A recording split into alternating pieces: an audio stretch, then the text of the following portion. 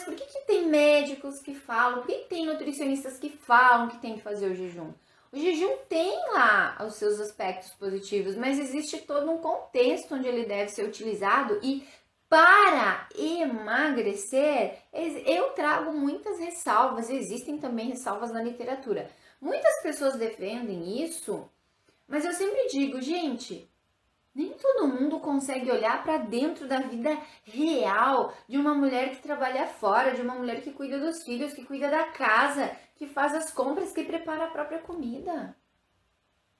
Para nós, não é assim, se vou ficar sem comer para emagrecer e acabou. Não, gente, realidade. Mas então, Gladys, não pode fazer jejum, é isso. Aí é que tá o segredo. Pode fazer jejum. Eu não sou contra o jejum. Eu sou contra o jejum feito do jeito errado, no desespero, de qualquer jeito, que não vai te trazer resultado, que vai te trazer mais risco do que benefício. Esse tipo de jejum eu sou contra.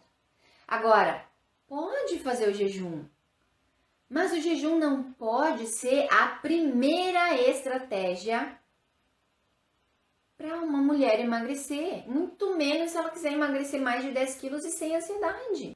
O jejum precisa de um preparo metabólico e um preparo emocional antes.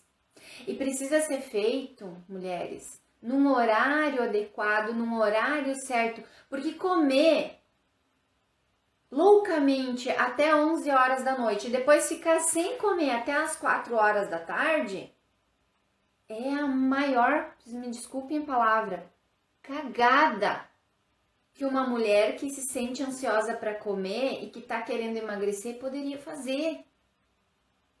Por quê? Se a gente vai querer fazer um jejum, a gente não devia estar comendo até as 11 horas da noite. A gente devia estar respeitando o ciclo circadiano e comer dentro desse horário, porque dentro desse horário a nossa produção hormonal para lidar com a alimentação, para receber a alimentação, ela está muito mais bem preparada. À noite a gente não está bem preparado fisiologicamente para receber comida. E aí a gente fica comendo até as 11 horas da noite e fica sem comer até as 2 da tarde. E até as 2 da tarde, de manhã cedo e ao longo de todo o dia, seria o horário ideal para a gente estar comendo, respeitando o ciclo circadiano, que é o ciclo natural que a gente tem, que vai definir quando é melhor a gente comer e quando não é adequado a gente estar comendo. Então a gente está fazendo cagada, desculpa a palavra, mas a gente come num horário que não deveria estar comendo muito, super estimulando hormônios que vão favorecer o ganho de peso. E depois, durante o horário que a gente poderia comer, que o nosso organismo está lá, ó, preparado para receber comida, a gente não come. Aí quando a gente está dormindo, a gente está lá de barriguinha cheia, com um monte de energia disponível, um monte de caloria para ser utilizada. E durante o dia, quando a gente está ali trabalhando, estudando, limpando casa, cuidando de filho, a gente está sem energia, sem glicose sendo disponibilizada. E não se quebra jejum com qualquer alimento. Não adianta fazer um jejum de 16 horas e abrir um pacotinho de salgadinho depois de quebrar na hora que vai comer. Ou comer uma pizza. Ou comer meio quilo de batata doce. Não é assim que se quebra jejum. Você faz jejum lá de 16 horas e vai almoçar o quê? Se você não tem noção de como funciona um jejum, de como é a organização que precisa ser feita antes, o preparo que precisa ser feito antes. Você vai continuar almoçando o que você almoçava antes. Às vezes vai ser um lanche, às vezes vai ser um pratão de massa. E não tem problema comer massa, não tem problema comer batata doce, não tem problema comer um lanche. Mas não quando você fez um jejum de 16 horas e vai quebrar esse jejum. Porque quando você quebra o seu jejum, as suas células estão sedentas por energia. E aí você vai lá e enfia o que para dentro delas? Carboidrato simples, alto índice glicêmico, aí a tua glicemia, tua glicose lá no sangue estava bem baixinha, aí você quebra o jejum do jeito errado, você faz um pico de glicose, joga a glicose lá no alto, poucos minutos depois ela cai, Qual é o problema disso, Gladys? O problema disso é quando você fez aquele pico de glicose lá e você não está gastando, você vai acumular tudo aqui na região da barriga.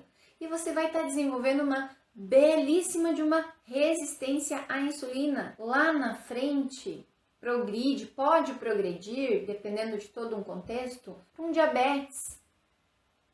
Vocês entendem, gente, que não é assim, vou fazer jejum, vou ficar sem comer. Isso não é jejum. Isso não vai emagrecer. E se você, mulher, está querendo emagrecer mais de 10 quilos, não faça isso. Porque você vai se tornar mais ansiosa para comer fazendo assim. E ao invés de emagrecer 10, você ganha 10 ao longo de um ano. Ou de 2 meses, ou 3 meses, ou 4.